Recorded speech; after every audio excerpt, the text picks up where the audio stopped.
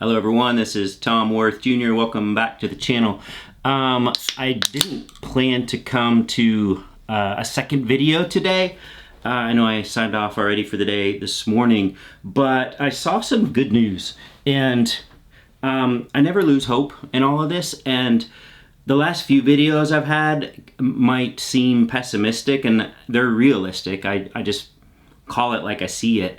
I never lose hope. I never, I think we're getting this done. But this news is about inflation, and it's about the economy in the Cook Political Report, which is pretty solid, I think. And I saw it on a YouTube channel, but it had some recent polling. And as I mentioned a few days ago, when I saw this Heritage Foundation guy discussing the election over at SMU, along with a UT Austin professor who was taking the Harris side of the domestic agenda, this Heritage Foundation guy said something that stuck with me.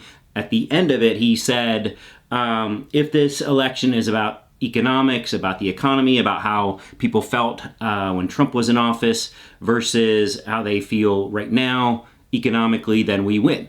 And he made the rare admission that if this election is about abortion, that they will lose. And they don't typically admit that, like, any weakness. It's not, I mean, hell, Trump 4 years later won't admit that he lost the election and won't allow anyone else to admit it either. So those two things. And the economy I've been encouraged on because inflation has completely been curtailed. We've now had the Fed lower rates. That's going to psychologically impact people.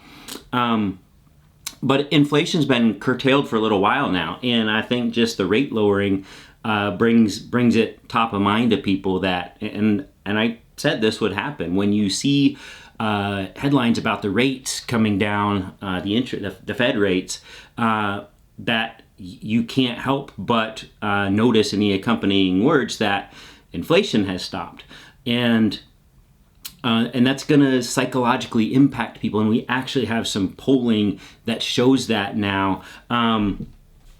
So economy is something that Harris always is just a big weak spot for her, especially inflation. When you talk to people, I talked to some people, a couple very near and dear to me this weekend, and the first thing that they brought up was, well, what about inflation? How come you can vote for Harris when groceries are so expensive and blah, blah, blah, blah, blah. And I cite the stats. I cite that things are moving in the right direction. We don't have the inflation anymore. It's not going to make a difference with those people, but overall, I think we can see some reasonable people, some people that are just looking for a reason to vote for Harris. But no matter how terrible, and I'm personally evidence of this, no matter how terrible a person can be, as a human being. Now, in my defense, I had no idea how bad Trump would actually be when given the power of the Oval Office. I knew he was a dirtbag, but I didn't know the extent when I voted for him in 2016, and I quickly regretted it. But a lot of people are aware of this now, but they will not vote against their own pocketbook. They won't vote against their own economic interests. Human beings just will not do that. They just won't. As a rule. Sorry, I'm kind of talking fast. I'm just kind of excited about this. So this is on Newsweek, but I think this is this Newsweek article is about the latest Cook Political Report Swing State Project Survey is what it's called. It's a Newsweek article from last night, but it was updated this morning, and he still has the lead. Don't misunderstand, but he needs a huge lead on the economy and on inflation in order to win this election, and he has had that, but that lead is shrinking. And what this is saying is, and this is in Georgia, Michigan, Nevada, North Carolina, Pennsylvania, Wisconsin. And the survey was taken September 19 to 25. And it said, I'm not going to get into all the errors and all the state by state, but as far as the actual latest Cook Political Report survey, Trump has a 4-point lead in the swing states over which candidate would be best to deal with the economy. He's up 50 to 45. And you might be thinking, well, that sucks. That's kind of a big lead. And it isn't because on specifically inflation, they were 47% to 47%. They were dead even.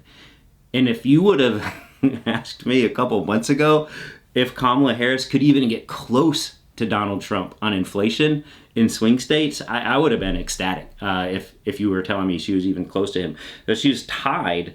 And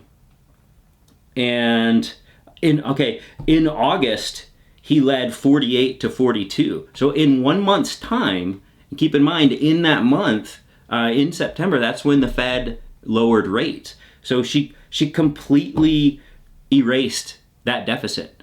And 60% of swing state voters said inflation is the part of the economy, quote, that concerns them the most.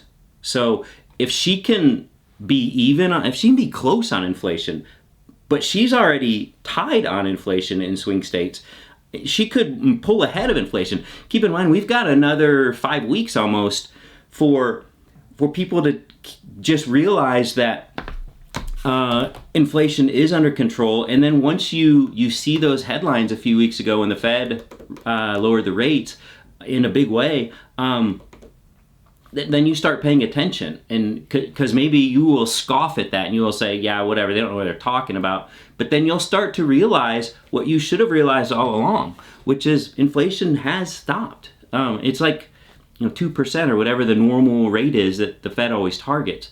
That is just huge. I'm so excited. I made a video about it. They also have the latest Cook Political Report said today the gap between those who think inflation is getting better or staying the same and those who think it's getting worse is 8 points. So you had people who think it's better or the same, and then you have people who think it's worse. That gap is 8 points. The gap used to be 25 points. So he was killing her on that.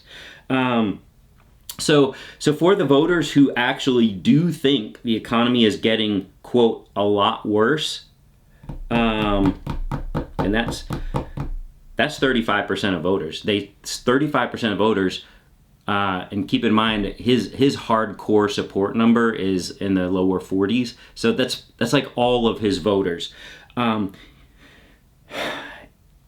people. He's winning that segment by more than 50 points still. So if you have any doubt over how important the economy is for his voters, he's carrying that by more than 50 points.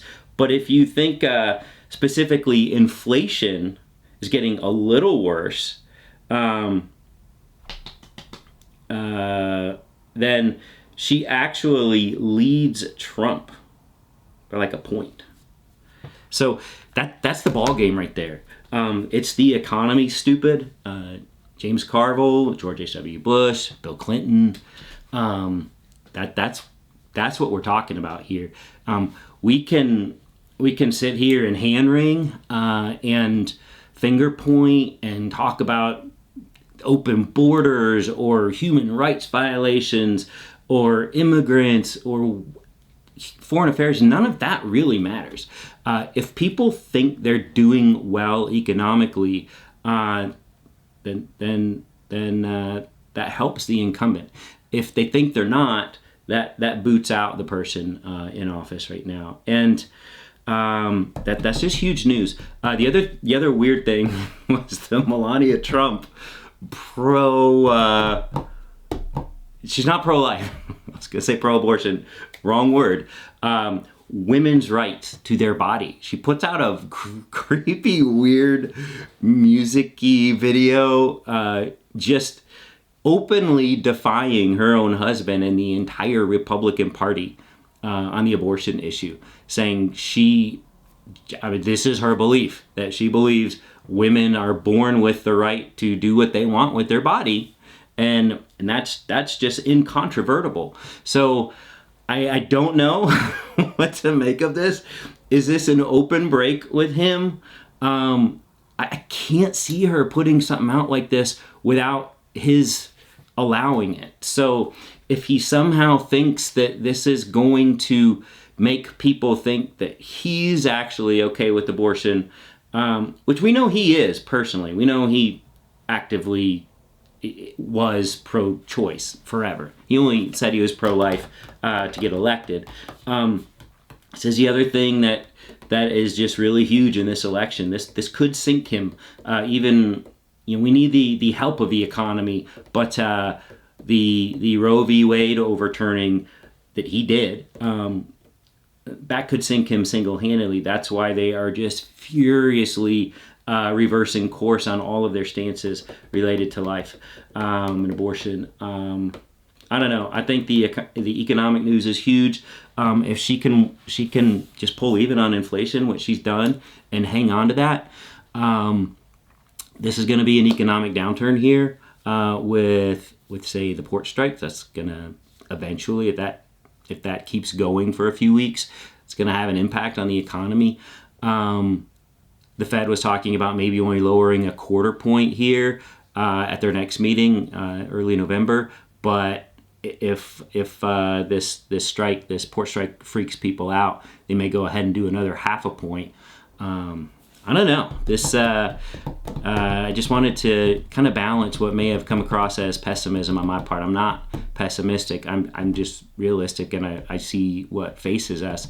But this I'm genuinely all jacked up about, and I think you should be too. So, okay, that's really it for today this time, and we'll talk tomorrow.